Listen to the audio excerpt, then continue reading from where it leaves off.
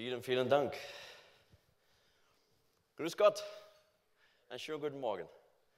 Ich fühle mich immer geehrt, vor einem Raum voll Führungskräfte zu stehen. Ich spreche gar kein Wort Deutsch, wie Sie hören. So I think it's best if I switch to English. But it's always a great honor for me to be with a room full of leaders. Today is no exception. Also fantastic to be with you here in Kitzbühel, which is of course a beautiful, beautiful place. I've tried to capture a little bit of that beauty on the slide here. But we've been on an incredible road trip for the last few years. In the last 3 weeks alone, have been to a lot of countries around the world. It's been 60 countries so far on my journey to teach companies around the world how to innovate. In 2012 alone, this is what the year has looked like so far in terms of countries.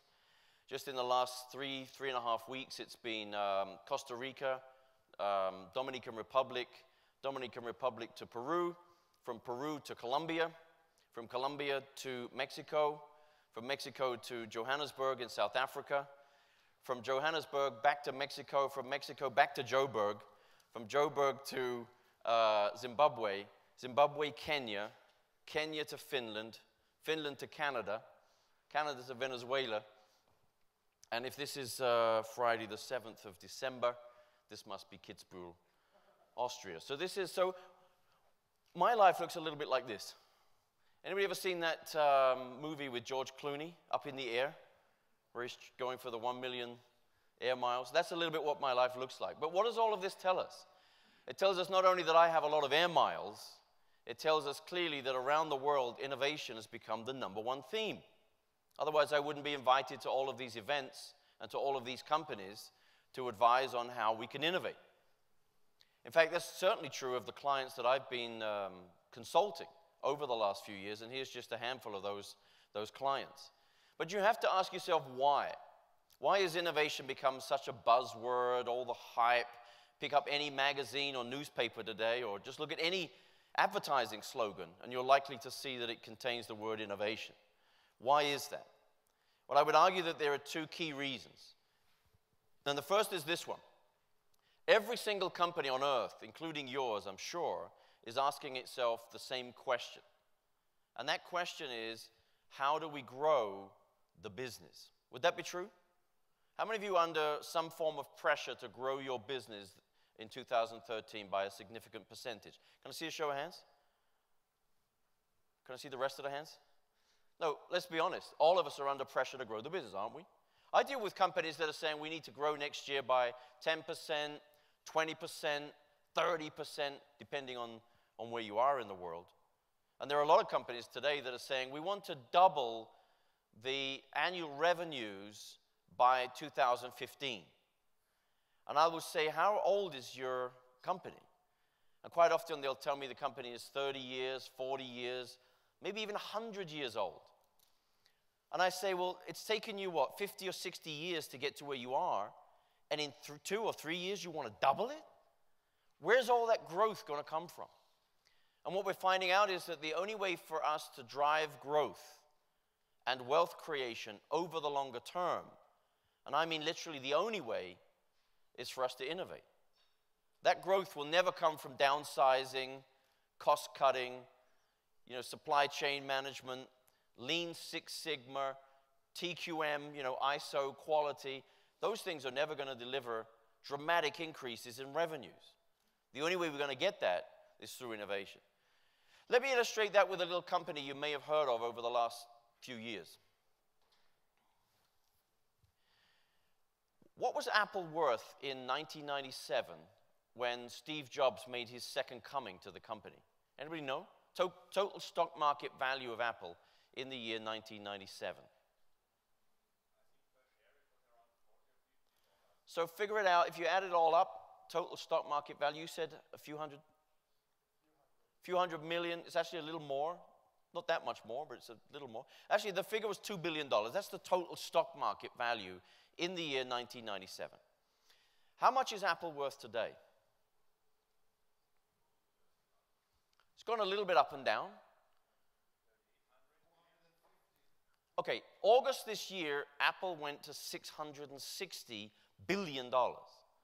That makes Apple the most valuable company in the history of the world, okay? So my question is, how do you go from being worth $2 billion, a dead duck, basically almost a footnote in the history books, to being the most valuable company on Earth? Pretty much in the universe, because we don't know if there's any other companies out there. So how do you go from that stage to this stage in the space of about 14 years?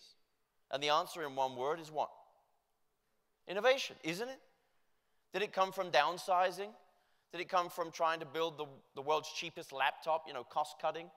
Did it come from Lean Six Sigma or supply chain management or quality or mergers? Did Apple say, why don't we merge with Compaq or HP or Dell to look for the synergies with another computer company? None of that growth came from those tired old management practices. All of the growth, would you agree, came from innovation. So what we're finding out is that growth is fueled by innovation. Whether you're in the computer industry, the consumer electronics industry, or the real estate industry, growth is fueled by innovation. And where there is no innovation, ultimately, there's no growth. Let me illustrate that with another little company you may have heard of. Do you remember when Sony was the coolest company on earth? Sony used to be the Apple of its day. And what was the last great innovation you saw from Sony? Remember the Walkman? That was 1979. 1979.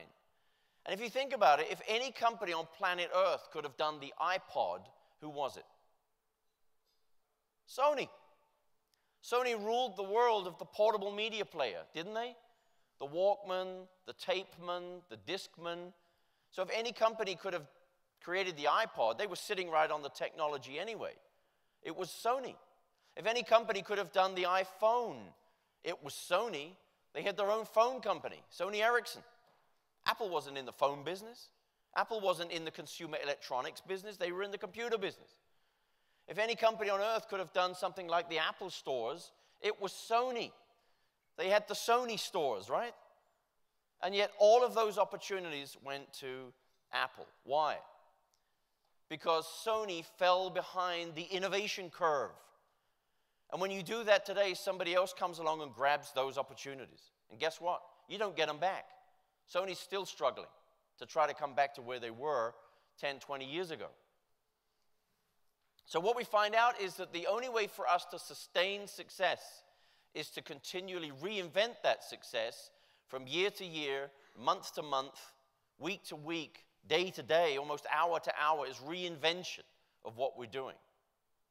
So the real race that we're in today is actually not just the race for growth, it's also the race for renewal.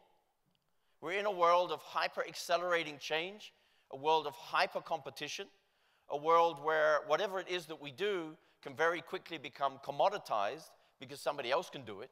And it's a world where the customer has more power than ever before in human history. It's a world where we're really racing from day to day to renew our core business model. It's the race to change as fast as the environment is changing around you. It's the race to find new sources of profit before the old sources of profit disappear. And it's the race to reinvent your strategy and your business model before those things become obsolete.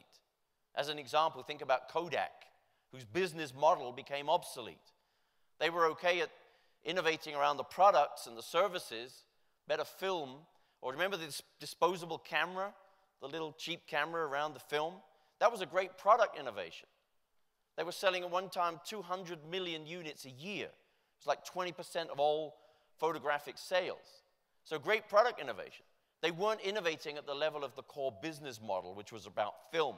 So along came digital photography, and their business model became obsolete. This is the race that we're in today. And the only way we're going to win that race is through innovation. It's innovation that gives us that continuous reinvention of everything that we do. So whether you look at this from the point of view of growing the business, which is where I started out today, or you look at it from the point of view of continuous strategic renewal, the only option we have is to innovate. And that's why we read about innovation so much today. That's where all this hype and the buzzword and so on has come from. It's because every single company has recognized that innovation makes the world go round. We are now in a value-based economy. And it's not just companies, it's also governments and whole geographic regions that recognize that innovation is the single most important ingredient for growth and for renewal. So that begs the question, where does innovation actually come from? If you're going to innovate in the real estate business, where is that innovation going to come from? How do you actually come up with these incredible breakthrough ideas, these game-changing growth opportunities? Well, when I was writing my book, Innovation to the Core, one of the things that we did was to go out and look at and talk to some of the great innovators. So we went and talked to people like Steve Jobs, Richard Branson, Ted Turner of CNN, Jeff Bezos of Amazon.com, Michael Dell. Some of you might recognize the guy up there on the right-hand side. It's Ingvar Kamprad of IKEA, the founder of IKEA. And by going out and talking to these people, what we were trying to figure out was, how does the mind of the innovator work? How are these people able to come up with these incredible discoveries that the rest of us couldn't see? And we found that, contrary to popular opinion, the innovators were not sitting there staring out of the window waiting for a light bulb to go off above their heads. You know, eureka.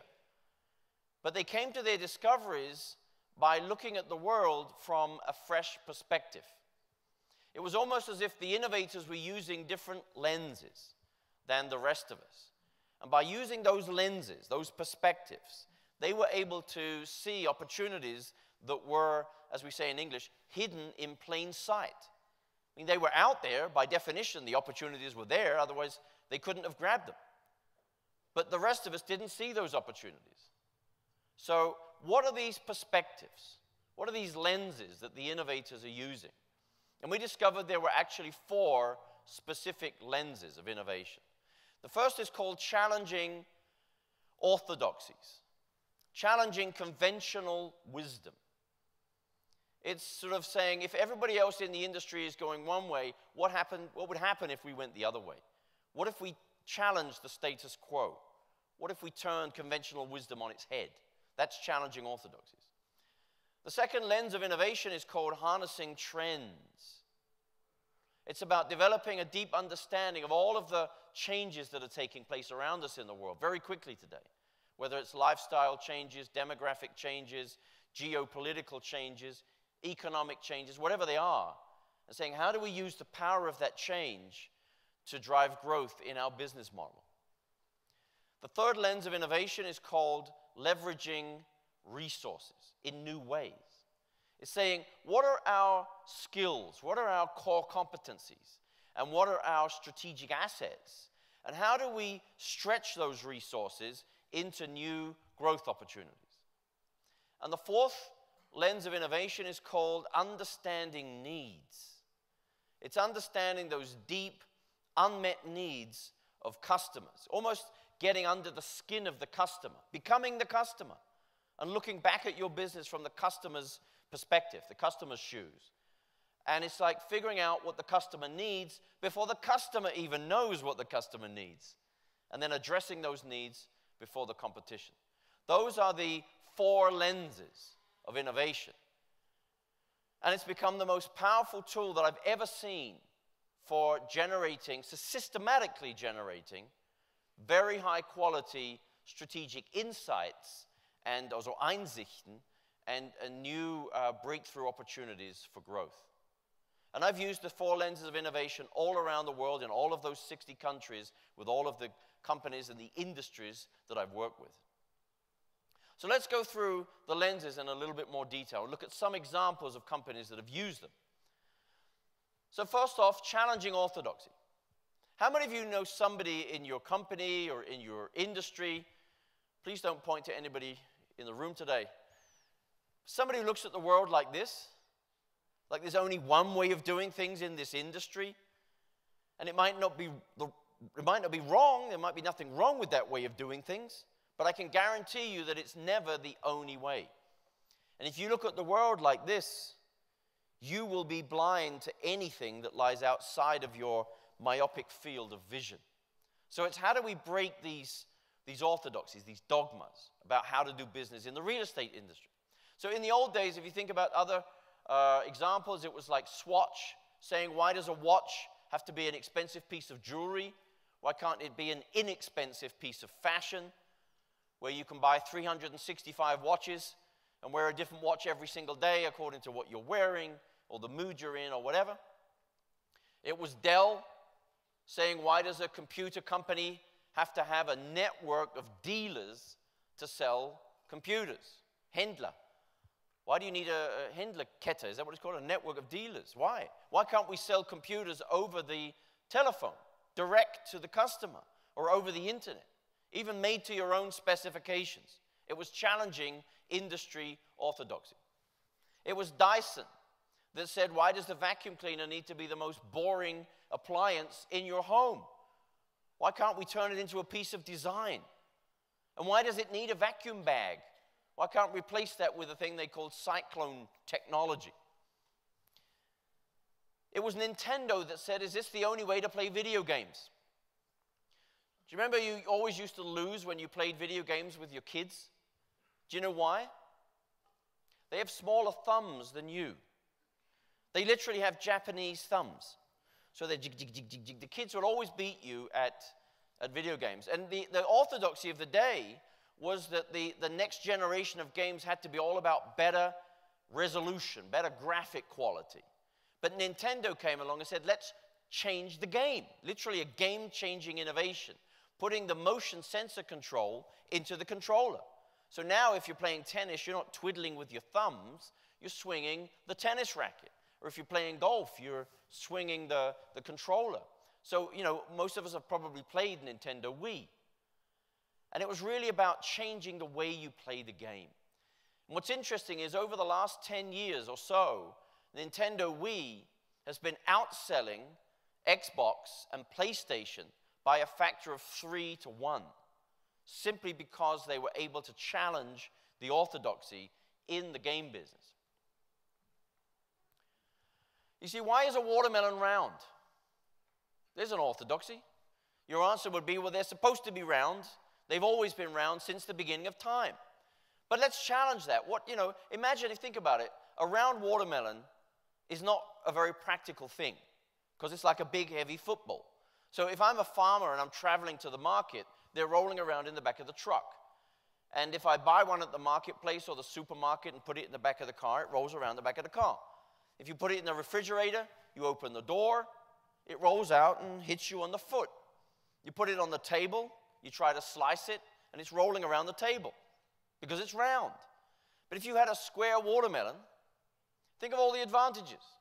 As a farmer, I can stack them. They fit very neatly into the shopping box in the back of the car. It fits neatly into the refrigerator. It won't fall out. And when you want to slice it, it won't move. And it makes a beautiful opening story at the dinner party, the square watermelon. Now, this is not trick photography. This is a popular fashion food today in Japan. And what's interesting is that those farmers actually charge people a premium for a square watermelon as opposed to a round one. So you're willing to pay more money for the shape. And yet, how do you actually grow a square watermelon? Do you have to go in and change the DNA of or DNS in German, of the watermelon to get it to grow square? How do you grow a square watermelon? How do you do it? Grow it in a box. And now it's so obvious, isn't it? We just go, oh, grow it in a box. But how many of us would have actually thought about doing that? That's the issue. How many of us would have challenged the orthodoxy that a watermelon has to be round? It can be any shape you want, Mickey Mouse shape, you know, it can be anything. While we're on the subject of farming, who says a farm has to look like a farm? This is a new concept in farming called vertical or skyscraper farming. If I ask you to describe a farm to me, you'd say it's a big open piece of ground somewhere out in the country where you grow the vegetables and then you ship them into the city. But why would you want to do that? Why not grow them in the city? This is a vertical skyscraper farm that is 30 times more efficient than a regular farm. It can feed 50,000 people from just one of these things. It has, if I can show you, they rotate the vegetables all day long, the crops, so that they're always in the sun. The water is pumped to the top and it sort of irrigates down through gravity. There's no pesticide required because there are no pests. It's behind glass. And so this is a fabulous new concept in farming. And while we're on the subject of skyscrapers, who says it takes years to build a skyscraper? I don't know how many of you have been involved in that kind of real estate. How long does it take to build a skyscraper in Austria? If you have, I don't think you have that many, do you? Not huge, huge, huge. But what would you say? How long does it take? How many? 2 years on average to build a skyscraper. Let me introduce you to a Chinese company called BSB, Broad Sustainable Building. What you're looking at here is a 30-story skyscraper that was built in 15 days. 15 days. If you don't believe me, take a look at the YouTube video. If you type in 30-story building in 15 days, time-lapse, you can actually watch it being built. What is the trick here? Well, these panels are prefabricated in a huge, huge factory. And they all contain all of the plumbing and the electricity, the cabling is all basically already in the panel. And so they slot these things together like Lego, and they can build the building incredibly quickly. That doesn't mean, by the way, that these buildings are, made in China. Doesn't mean they're going to fall over in 2 weeks. They're actually more earthquake resistant, which is a big deal in China, than regular buildings. And if you don't believe me, take a look at this, which is their latest project. It's called Sky City 1. It's going to be the world's tallest building built in China. Here's some figures. 220 floors high, 838 meters, totally energy efficient, totally earthquake resistant. Look at the last line on the slide. 90 days. The world's tallest building. I think you'd agree with me that this is challenging orthodoxies in the industry, isn't it? Imagine you can put up a building in 15 or 20 or 30 or 90 days. You can build the tallest building in the world in Austria in just 90 days. And again, while we're on the subject of real estate, who says a hotel has to look like a hotel? Most of us, I think, are probably staying in the Kempinski. That's what a hotel looks like.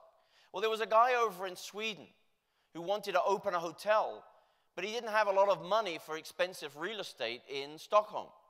And he found that there was an old jumbo jet laying around at Stockholm Airport. It couldn't fly anymore. It was too old. It was going to cost too much money to repair or even to recycle, to ship it away and get it taken to pieces. He said, "How much do you want for the old jumbo jet?" And the guys at Stockholm Airport said, "You know what? You can have it for $200,000 if you want." Now imagine you could buy a piece of real estate, really good piece of real estate, for just $200,000. So he bought the jumbo jet and he turned it into a hotel. It's now at Stockholm Airport, and if you're flying via Stockholm to anywhere else and you have to have a stopover, you can go out there and sleep in the plane, in the cabin of the plane or the cockpit of the plane, which of course for me is nothing new because I sleep in airplanes every week.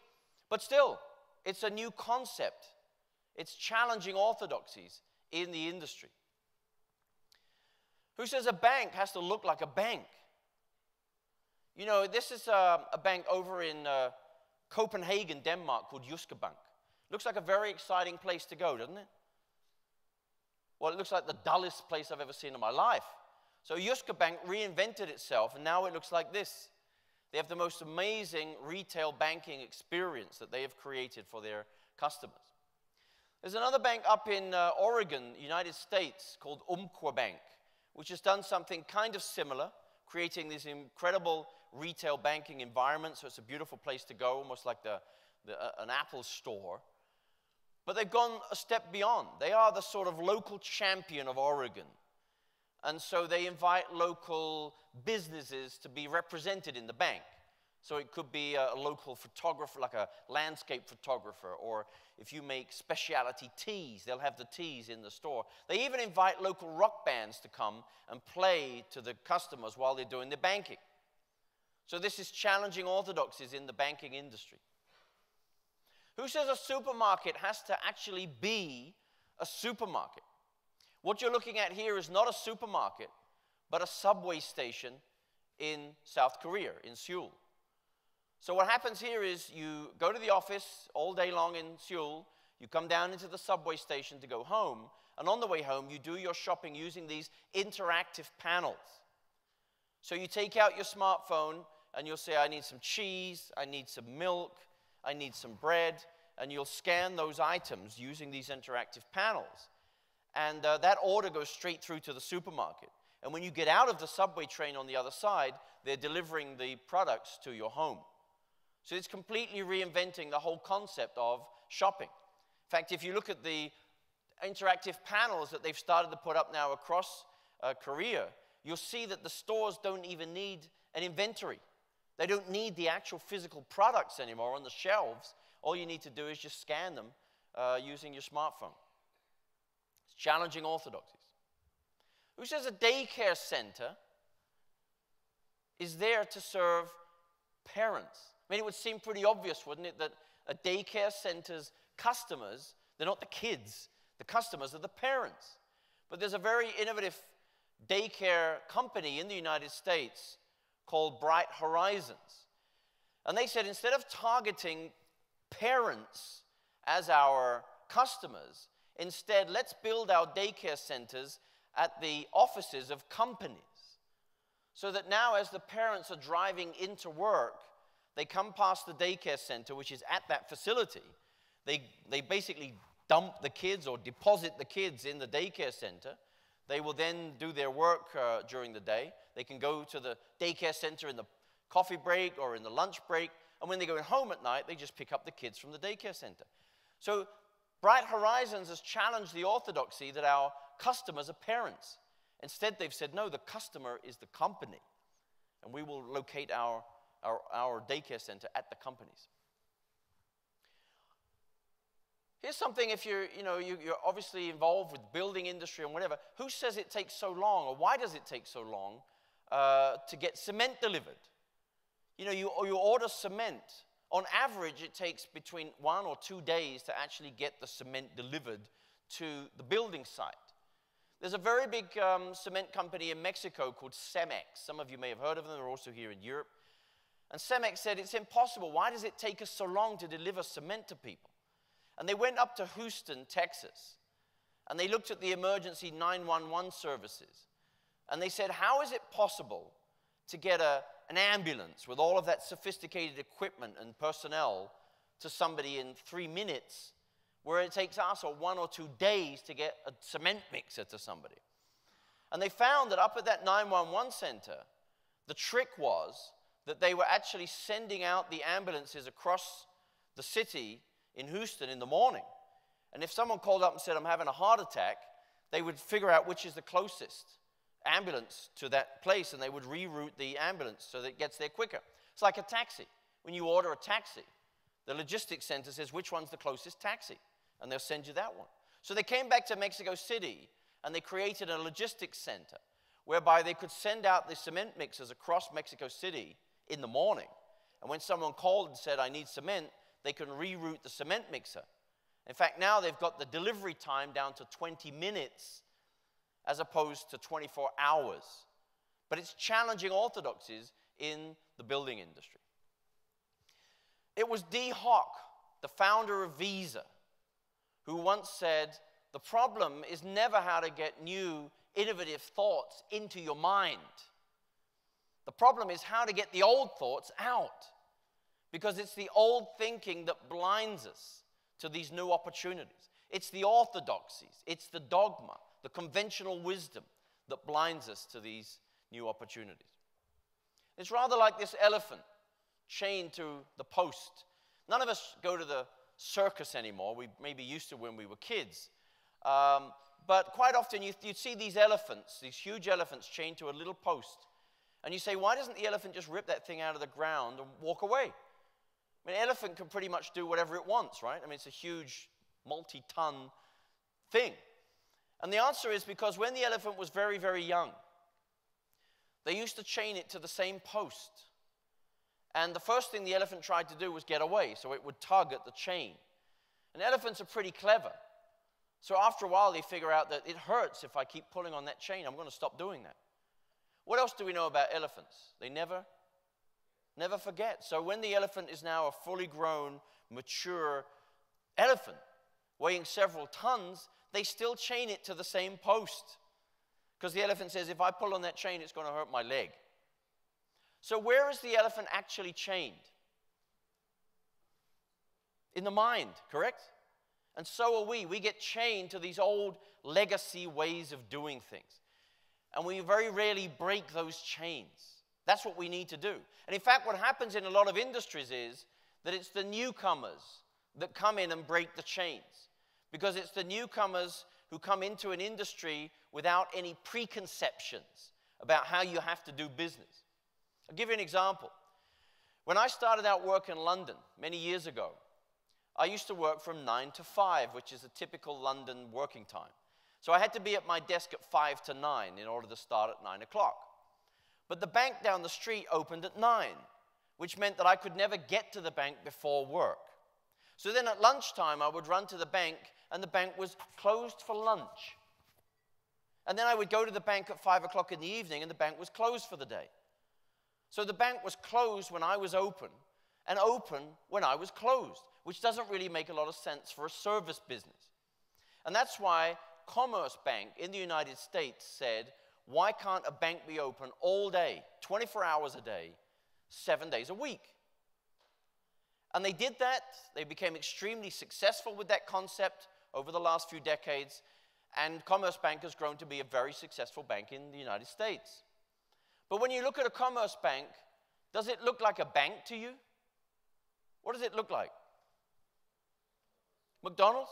Would it surprise you to find out that Vernon Hill, the founder of Commerce Bank, didn't come out of the banking industry? He came out of Burger King.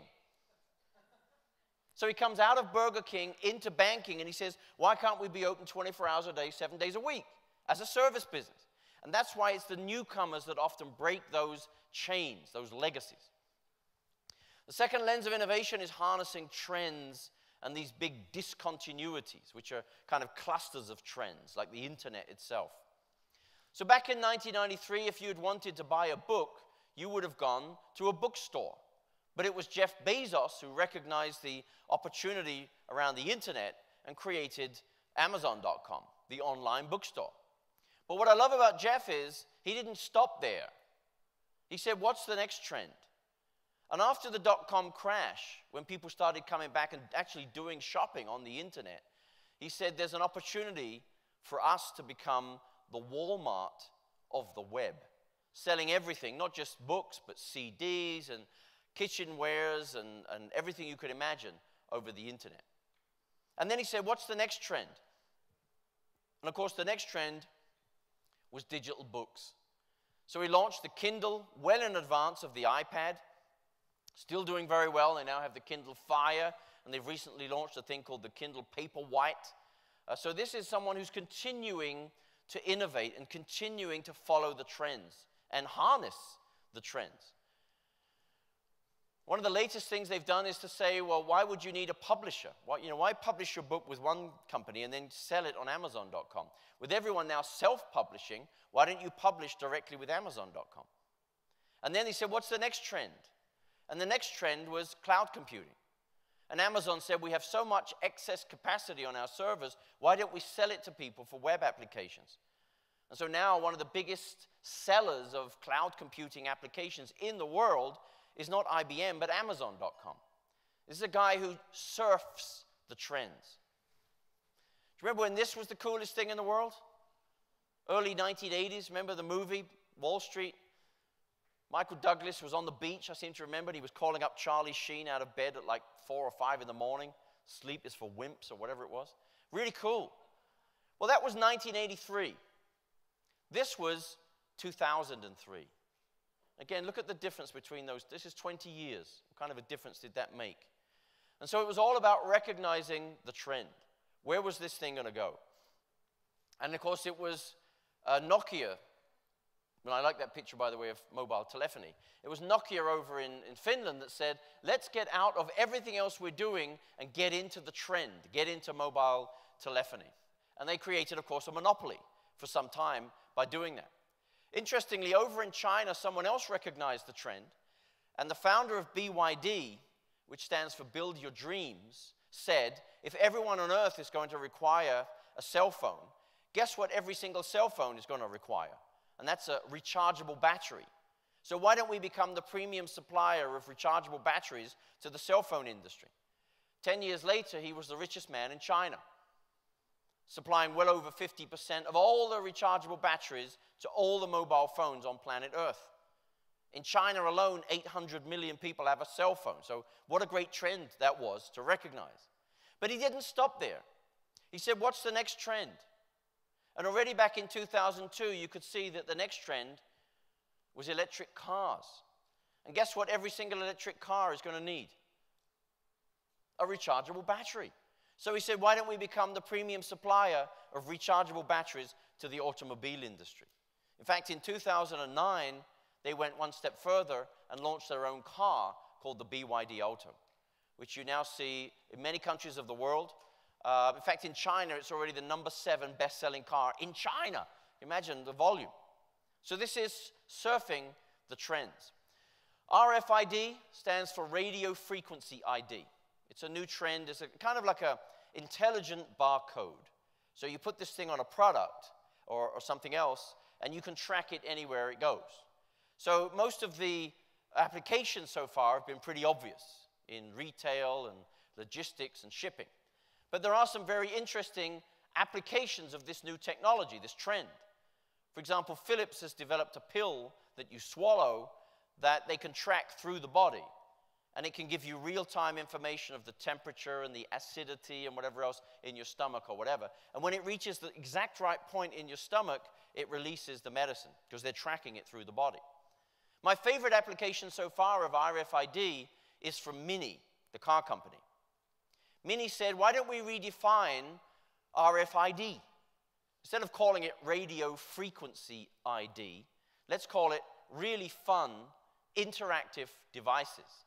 And they built one of these chips into the car, the Mini, and a sensor or reader into the advertising billboards in the city. So as you drive into the city and you drive in the vicinity of one of these advertising billboards, it sends you a personal message because it recognizes your car. So it'll say something like, motor on, Jim. Or, hi, Kate, nice day for the convertible. How cool is that? This is customer experience innovation. But it's harnessing the trend in order to create new value for customers. So I like to say that innovators are wave riders. Innovators welcome change rather than trying to resist it. They know how to make change work for them rather than against them. And they've developed skills that enable them to turn discontinuity into opportunity. So my question for you is, are you up there riding the waves of change in real estate? Are you trend surfers? Or are you laying on the beach waiting for the tsunami to come up and hit you? Because that sounds like a joke, but it isn't. In the real world, a tsunami creates a lot of damage. But we also find that trends today can start as a little tiny ripple on the ocean, but they can grow into these huge tsunamis that destroy the old ways of doing things. So, for example, the tsunami for Kodak was digital photography. Agreed? The tsunami for the music industry was iTunes, digital downloads. The tsunami for the postal services around the world was email and SMS and instant messaging.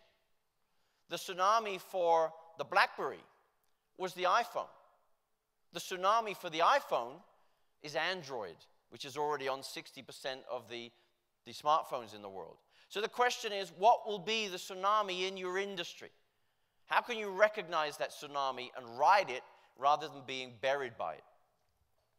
The way you do that is by spending less time looking inward at how great you are and backward at how great you've always been, and you spend more time looking outward at what's changing in the world and forward at the evolution of your industry. It's about getting a grip on all of these various kinds of trends that I described, whether it's demographic trends, work and organizations, technology, lifestyles, all of these various kinds of trends. And it's saying, how do we use the power of these trends to create new value? It's not just the stuff at the bottom here, the industry-specific trends. And I'm sure you've heard a lot about industry-specific trends over the last 3 days. The problem with that is that all of you come out of the room with exactly the same insights, because no one gets ahead because you haven't heard anything different. What we need to do is look beyond the industry-specific trends in order to get an advantage. So it's not enough for us to say, well, one of the trends is green buildings. Everybody knows that. Everybody knows that sustainability is playing a big role today in real estate. So just knowing that is not enough. Just applying that is not enough. It's not going to give you something different. What we should be doing is saying, what are the deep fundamental things that are changing in the world that our competitors have either underestimated or ignored? And the way we get to those trends that others have missed, for example, is by learning from the fringe, from the cutting edge of change. And I remember in the mid-1990s when we worked with Nokia, we said to these very boring radio frequency engineers from Helsinki, go out and look at what's happening in the world. And we sent them to the King's Road in London, where they saw people wearing all kinds of avant-garde fashion and new kinds of hair colors, piercing parts of the body they didn't even know you could pierce. We sent them to Venice Beach in California, where they saw people with all this color-coordinated bikinis and so on, with the Walkman and things. And we sent them to the Roppongi district in Tokyo, the clubs and the bars, where they could see all of these young people and the vibrant colors. And they came back and said, why are we making mobile phones that look like this? Boring, black, executive toys. Why aren't we trying to get the price of this thing down so low that we can get one in the pocket of every teenager on the planet? And why can't we make the faceplate changeable? Why don't we play around with different colors and whatever? But all of those insights came from going out and looking at what was changing in the world. It didn't come from sitting in the office reading a trend report. So you've got to say, where's the fringe in your own industry? How can you get closer to it and learn from it? And I've just picked one example that excites me. I don't know if any of you have seen this, but there's a new thing out there called a 3D printer. Anybody know what this thing is? 3D printer? So it came from the old prototyping, rapid prototyping equipment. But basically, what this thing does is it allows you to print something out in 3 dimensions in either plastic or metal. And so now you can buy this for just $1,999, less than $2,000, Christmas present this year, the MakerBot. And what you do is you go online and you download a design, you press a button and it will print the thing out for you. Whether it's a new cover for your iPhone, or whether it's a little model of Yoda, a toy, or whatever it is. So now people can print out all of this stuff in 3 dimensions, in plastic and metal, in their own homes. It's kind of a new industrial revolution. And this is the guy from MakerBot Industries. But what I think is interesting is, if you look at this principle, and this is the old 3D printer, we're now using exactly that same kind of principle to build structures, to build buildings. So you have a giant version of the same thing, which is literally printing out a building. The concrete, cement is actually being printed out of the nozzle. And what you're doing is actually creating these huge structures. Rather than laying bricks one on the other, it's actually very rapidly printing out an entire building. And this is, you see this on the left, it's a very low resolution photograph, but that's the actual thing, the huge size of this thing. So this is a trend that's going on the fringe, would you agree? Right on the outer edges of what's possible. So that's the story around trends and around these tsunamis. Remember, you can't stop a tsunami. You can't go on the beach like King Canute, and stop the waves. They're going to bury you. So it's better for you to learn how to surf those trends. The third lens of innovation is leveraging resources. It's about looking at the world and looking at your own company like a sort of Lego kit of skills and assets that you could recombine and stretch into new opportunities. So, for example, if you look at Disney, at the top end of this slide is a core competence, a unique skill of Disney, which is a thing they call three-dimensional entertainment. That's what you're going to find in Disney World and the Disney parks around the world, is people dressing up in those lavish costumes and reenacting the scenes from the movies, right? The singing the songs and so on. That's a core competence. In fact, Disney's the world's largest producer of 3D entertainment. At the bottom of the slide, you'll see some assets, like the Disney brand name, which is a powerful asset, or the franchises around those movies, which are assets. And the question is, what would happen if you took that skill in three-dimensional entertainment out of the theme parks and you recombined it with these assets at the bottom and you took that into some new opportunity? What would that opportunity be? And 20 years ago, they figured out that that opportunity was theater. It was Broadway. It was the West End in London. It was turning those assets, those movies, into theater productions. And they've since become some of the biggest box office successes in the history of theater, using that core, unique strength of Disney in three-dimensional entertainment. And then you say, what else could we stretch into? So we can move beyond theater into Disney on Ice, which of course would be a great thing to do in Kitzbühel. But of course it works anywhere else in the world because we can build a little ice rink. And if you're sick of the theme parks or even the Disney on Ice, what if you went on a Disney cruise? So now you can get exactly the same kind of entertainment, but you can see different scenery. Or if you don't want a cruise, what if you want your own package holiday to Machu Picchu in Peru, or Venice, or Canada, or Egypt? Well, Disney will now handle the entire package holiday for you in Disney style. In fact, one of the fastest growing business units at Disney today is a thing called Disney English, which is an English language school in China based on the Disney characters. So they're using the exact same skills that they have in handling things and being with children, and they're building this huge business across China teaching English. So the point here is, how do we use our skills and our assets to create new opportunities? The tragedy is that most companies don't do that.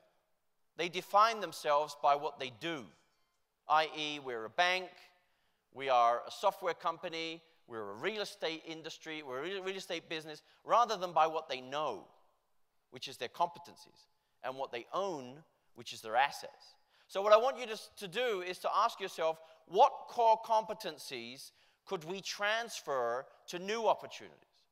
And could we exploit our strategic assets in new ways to bring new value to our customers?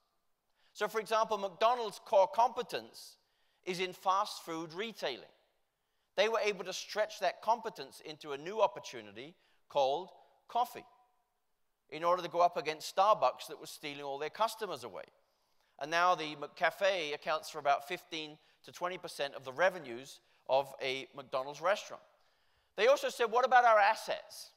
And when they were using the four lenses, they looked at their parking space around the restaurants and said, there's an asset that we're not using properly.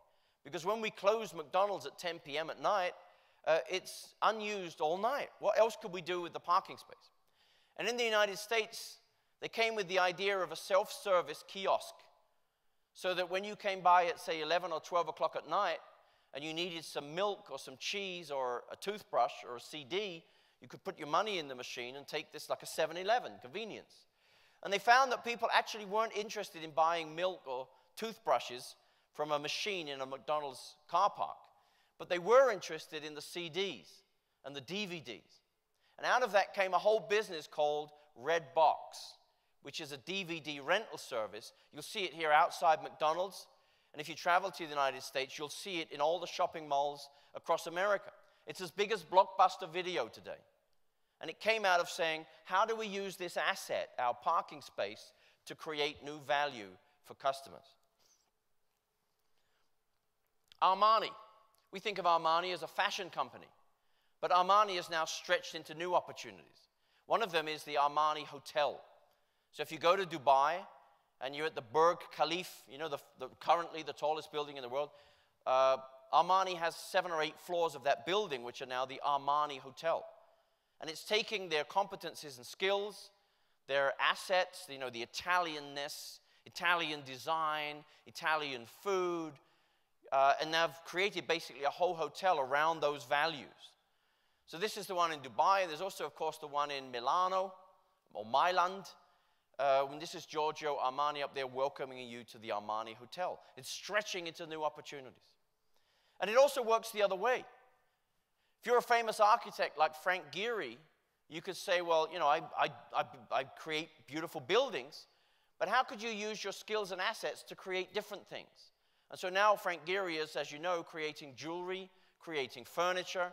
It's also Zaha Hadid, makes these beautiful buildings, as you know, in the Middle East, who now, for you ladies, has started to create shoes. And so it's how do we use our skills and assets to create new opportunities? The fourth and final lens of innovation is understanding unvoiced or unmet customer needs. How many of us needed any of the things on this slide? How many of us needed Google Earth, Facebook, eBay, Skype? How many of us needed these things? Well, we all needed them, obviously, because now we can't live without them. It's like oxygen. Try telling your kids tonight they can't go on Facebook. You know, we need it to live, right? And yet, how many of us were crying out for any of these things? Nobody was saying to Google, could you give me a system where I can look down from space and find any point on the planet? Nobody was saying to Skype, could you give me free video conferencing? None of us were crying out for these things. But clearly, the need was there. So it's how do you discover these needs and address them before the competition? How much do you really know about your customers' unsolved problems, unmet needs and wants? How deep are you digging to find those things? When I say digging, by the way, I don't mean digging. Maybe I should have had a snow shovel up here today. But I don't even mean digging. What I really mean is digging very, very deep to find the needs that your competitors have missed. And one of the ways you can do that is by thinking from the customer backward. Start with the need and then create the solution to that need. So, for example, this is a mobile phone that's been created for one of the world's largest demographic groups, and that's the Muslim community. And what they've done is they've built into this phone the entire Quran in both Arabic and English with a search function, so you can find any verse of the Quran you're looking for. There's an alarm system that goes off several times a day to tell you when it's prayer time. And, of course, when it's prayer time, you have to pray to Mecca. Well, because you're in Kitzbühel and you don't know where Mecca is, there's a built-in GPS compass system that tells you which direction you should be praying in.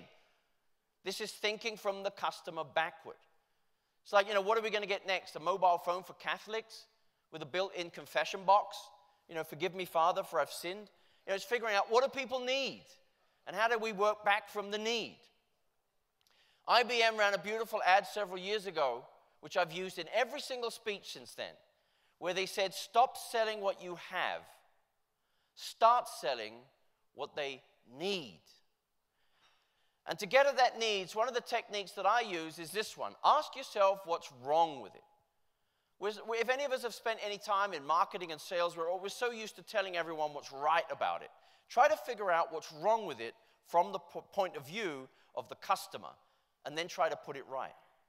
So, for example, what was wrong with these things? Everyone loves Coke and ice cream and chips and beer and coffee. But what if you want to drink the Coke and eat the ice cream and the chips and drink the beer, but you don't want to get fat? What if you like the coffee, but you can't really stand the caffeine? What if you would like to go out for a meal in the evening and drink a beer, but you have to drive home at night, so you don't want the alcohol? That's what gave us Diet Coke and low-fat ice cream and low-fat chips and light beer and alcohol-free beer and decaffeinated coffee. It was saying, what's wrong with these things? From the point of view of the customer, how do we put them right? How do we take the negative out of the equation? What was wrong with this thing? Well, they didn't call it a cutthroat razor for nothing. It was bloody dangerous. That's why people used to have these really long beards. They were scared to death of shaving. And then, of course, we invented the safety razor, and the rest was history. What's wrong with a power drill? Think about it. You say nothing. It couldn't work without a power drill. But what's wrong with it? What are the negatives? Think about it. Cable, so what do? We put the battery into the drill. What else is wrong? Loud, heavy. When you've been drilling, what do you get on the ground? Dust. And so it's always for many years been this kind of macho thing in the household where the guy says, darling, I do the drilling, you do the vacuum cleaning, right? Isn't it? Well, ladies, that's over because now Bosch has created an integrated vacuum cleaner where you do the drilling in the wall or in the ceiling and it's sucking up all the dust. What else is wrong with a drill? If you start really thinking and digging deeper, what happens if you're drilling in a dark place and you can't even see where you're supposed to put the hole? Behind a cupboard or in a basement. What would you need on the front of the drill? A light. See, it's obvious now, isn't it? When you start asking the right questions, the answers become obvious. And that's what Bosch has done. They've put a headlight on the front, so now you can see where you're drilling. Figure out what's wrong with it and put it right. What's wrong with tires? Nothing. Couldn't drive without tires. But you ever had a blowout on the highway? It's a pretty frightening thing. So now Michelin has created a tire that has no air in it at all. It's based on a system of very powerful rubber spokes. So you'll never ever have a blowout. Again, it looks pretty ugly, but that's only because we took the outside off to show you what's inside. If you put the outside back, it's like any regular tire. This is going to revolutionize the tire industry. What's wrong with paint cans? Everything. I can't think of a single positive word to say about a paint can. Can you? You buy the thing, you walk out of the store, and it's sort of slicing a big sort of cut in your hand.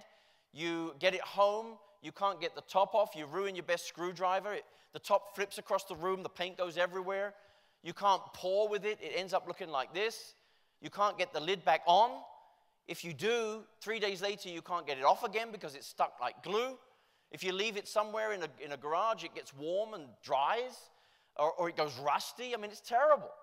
Nobody had thought about reinventing the paint can from the point of view of the customer until an American company called Dutch Boy said, let's recreate the package, giving it a very handy grip, a screw top, a nozzle so you can pour it very easily. Let me show you the figures. In just the first 6 months, the new package tripled their retail sales. But it also tripled the number of outlets that were actually stocking their products. But look at the very last sentence. It was the first new paint container in 100 years. Because no one else was thinking about what was wrong with it from the point of view of the customer. When I showed this to Heinz, they were laughing and falling on the ground. I said, get up, I don't know why you guys are laughing. It took you 100 years to figure out the bottle is the wrong way round from the point of view of the customer. So it's, where are the customer pain points? That's the question. Where are the frustrations and the needs? How do we address those needs before the competition? And this applies not just to Heinz ketchup or paint cans or anything else, but it applies to the real estate business and the kinds of buildings that you're putting up. Those are the 4 lenses of innovation. And when I work with companies, what I do is I will split up groups into teams. So we get an orthodoxies team. We get a team that's harnessing trends. We have a team that is leveraging resources in new ways, and we have a team that's understanding needs. Or if I have a room like this at a hotel, we would split up the entire group today into teams. And you might have 1 or 2 teams on orthodoxies and 1 or 2 teams on trends and so on. And we use those lenses to generate these new insights and growth opportunities for the company. We're also putting all of this online, so now you can go in to your IT platform at any time of day or night, and you can use the lenses to generate new ideas and post those ideas and so on. And interestingly, we're also working on a physical innovation center based on the 4 lenses. So usually a company will tell its employees, we want you to think outside the box. But where do they put them? In a box. And so then they'll say, we're going to create an innovation center. But usually it ends up being just a boring conference room that looks like this, which is why, the ideas coming out of these places are about as dull as dishwater. And so there are creative industries, advertising and design, that try to create very sort of inspiring environments. But I think it takes more than fresh colors of paint on the wall. It takes an operating system. And the operating system I've described to you is the 4 lenses. So when we are designing a physical innovation center, it has specific areas for those lenses. So you have an orthodoxies room, and you have a trends room, and you have a resources room to help you figure out what are our core competencies and our strategic assets and how can we recombine them. And there's also a room for understanding those customer needs, getting up close and personal with the customer and figuring out what those customer insights would be. The real story to all of this is that we want to open out innovation to everyone across our organization. We want to create an open market for ideas. Most companies don't do that. They underestimate the creative potential of the people all around them inside their business, and even outside, the customers, partners, and so on. Just a very quick story around this, which is that ordinary people are capable of extraordinary innovation. This is the very first hotel in the world to have an elevator on the outside of the building. It was the El Cortez Hotel in San Diego, California.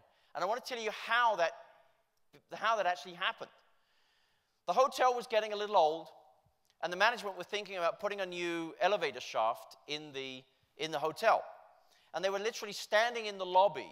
The architect, the elevator company, the manager of the hotel, and a few other people were standing there discussing how they were going to cut through all the floors of the building to put this new elevator shaft in. And there was a little voice a few meters away that said, Entschuldigung, excuse me, I have an idea. And it turned out to be the janitor, the caretaker of the hotel. And he said, why don't you put the elevator on the outside of the building? Then you wouldn't need to cut through all the floors, and people would have a beautiful view of San Diego. And they said, you know what? Let's listen to this guy. They didn't think, who the hell is this? We are, the architect and the management and whatever. They said, no, let's listen to the caretaker. They put this thing on the outside of the building, and of course, everyone else around the world copied the idea, and now we have glass elevators on the outside of buildings. But it came from listening to the ideas of ordinary people around us. Ask yourself if you're doing that. Are you tapping into all of the latent brain power inside your organization and beyond your organization with your customers, partners, and whoever else? Usually we're saying to people, we want you to bring your brains to work, but we tell them to leave their creativity at the door. Let's finish that. Let's start to create an all-the-time, everywhere capability for innovation that will continue to drive growth and continue to drive strategic renewal into the future. The answers to those kind of challenges are all in the book, Innovation to the Core. This is all the time that I have. I also write a blog, which we send out regularly. So if you're interested in receiving that via email, give me your business card, and we'd be delighted to put you on the mailing list. We also have a website called innovationexcellence.com, which is now the most popular innovation website on the internet. We have 12,000 visits every single day. We have 5,000 articles on innovation. We have, I'm going to skip here, it's not 14,041, it's about 14,600 members. It raises by about 200 members a week. And so this thing is growing and growing. If you want to know more about innovation, come and visit us. Join the community on innovationexcellence.com. Finally, you can follow me on Twitter. There's a need for speed because the rate of innovation in the external environment has doubled in just the last 5 years alone.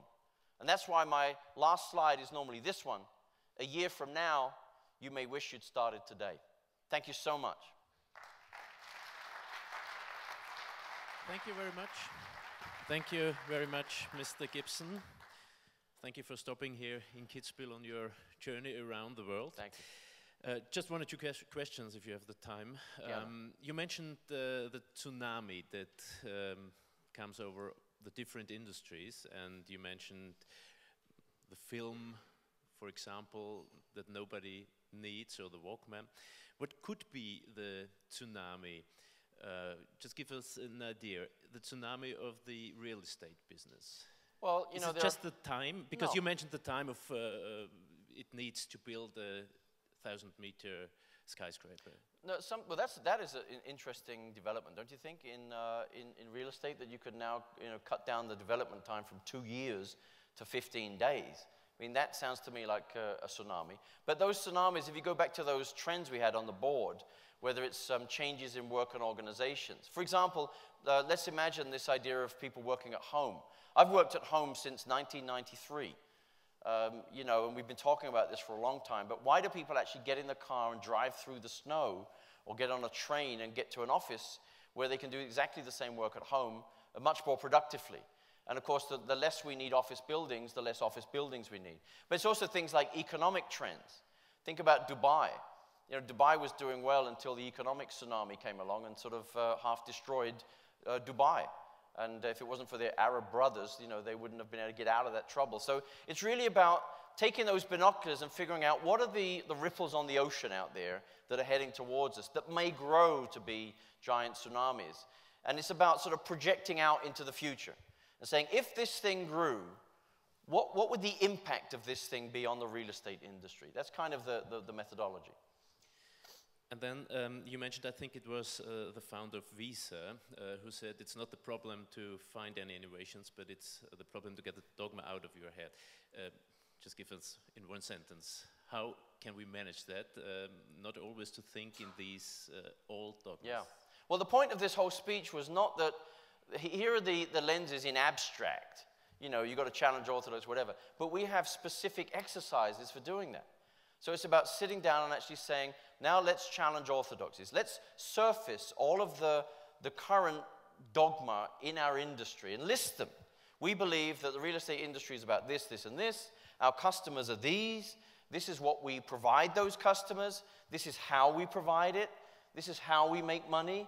This is how we differentiate. Just list the current business model of the industry. And I'll bet that if you put all of your business models on the wall, they'd all be the same. And then you say, well, if this is the common way of doing things, what law of the universe says this is the only way of doing things in the real estate business? Why don't we challenge those things one by one? What if we look for different kind of customers, like Bright Horizons, the daycare center, said not parents, but companies? What if we started providing something differently to what we're currently providing? Like Armani says, let's shift beyond fashion into hotels. So it's systematically, that's the word really, systematically using these lenses, like the orthodoxies lens, to uncover opportunities for innovation. Rather like, when we were talking about the power drill, and I said, what if you were drilling in a dark place? And you said, oh, you'd need a light on the front. It's like asking the right kinds of questions in order to get these new answers. Thank you very much. Thank you, Mr. Gibson, for your ideas and coming here. Gern geschehen. Dankeschön.